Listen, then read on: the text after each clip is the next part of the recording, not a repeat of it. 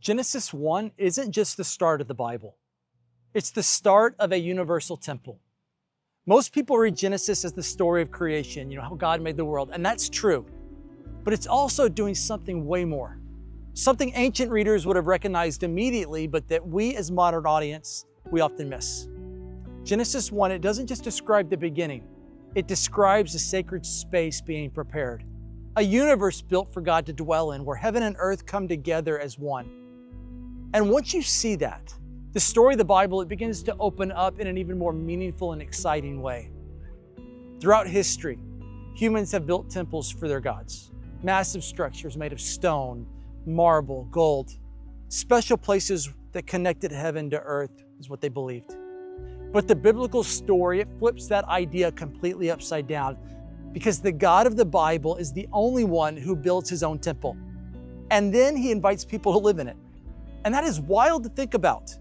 In every other story, people build a home for their God. But in the Bible, God builds his own home and then shares it with people. And his temple, it's not confined to simply a building. The temple is the entire universe. In Genesis 1, God forms and fills heaven and earth. Not just to display his power, but to dwell with his creation. Ancient readers, they would have caught this immediately.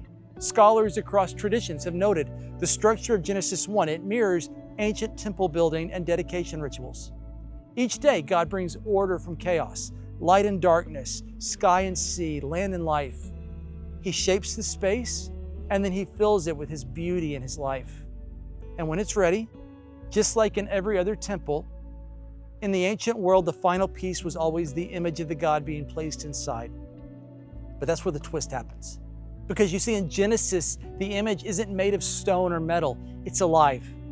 Humans are the living images of the Creator, placed inside his temple to reflect his character, to share his authority, to extend his presence into the entire world that he made. And that is shocking, because in the ancient world, humans, they were never valued by the gods. They were created as an afterthought, to do all the work the gods didn't want to do themselves. But in this story, humans, they're central. God doesn't create people for grunt work. He creates people for partnership. He shares his power, his authority, his life, and that is unheard of. That's not slavery, that is privilege. We were invited to partner with God to continue and complete his creation project. And Genesis 2, it zooms in on this. God places humans in a garden within a region called Eden. And this garden, it's not just a paradise, it's the first sacred space on the land. God places the humans there not just to enjoy it, but to protect it and to expand it. Work it and keep it. That's what God tells the humans. And those are priestly words. They show up later when God instructs the Levites on how to care for the tabernacle. Adam and Eve's job was to guard God's home from outside threat and to take the beauty and life of the garden and carry it outward, filling the rest of creation with God's image in his life. They were to complete the creation project, but they never did. Instead, they decided to redraw the blueprints. Rather than trusting God's wisdom that he knew best, they defined good and evil on their own terms. And so the partnership broke. The temple project, it stalled. Heaven and earth were pulled apart. No one has ever seen God's complete project, the one that was laid out in the blueprints of Genesis 1. And as I reflect on this story, I think what amazes me most in this is that humans, they walked away from God, but God didn't walk away from humans. Even in the betrayal and the fallout of Eden, God promised restoration. He said a new kind of human would one day come to undo the damage, to put the creation project back on track, to fully reunite heaven and earth as one. And through the Bible, we see God's plan begin to unfold through a people, a nation that he created called Israel. And that nation, it was meant to represent him, to call all the other nations back to him. And so God, that he rescues his people from Egypt, and then he tells Moses, their leader, let the people make me a sanctuary that I may dwell among them. This sacred tent, called the tabernacle, it was the place in the wilderness where God's presence could once again dwell among people on land. The tabernacle, it became a microcosm of Eden, a portable connection point to heaven and earth. And when it was finished, something powerful happened. God moved in. The glory of the Lord filled the tabernacle, is what we're told in Exodus. And then later that tabernacle, it became a permanent building called the temple in Jerusalem. But even then, God's presence, it remained behind a curtain, divided from the people. That separation still stood. But then Jesus came. And I love what John writes. The Word became flesh and tabernacled among us. Jesus became the new sacred space, the place where heaven and earth met, not in a building, but in a person, the true human that Genesis talked about. Wherever Jesus went, God's life broke out. The sick were healed.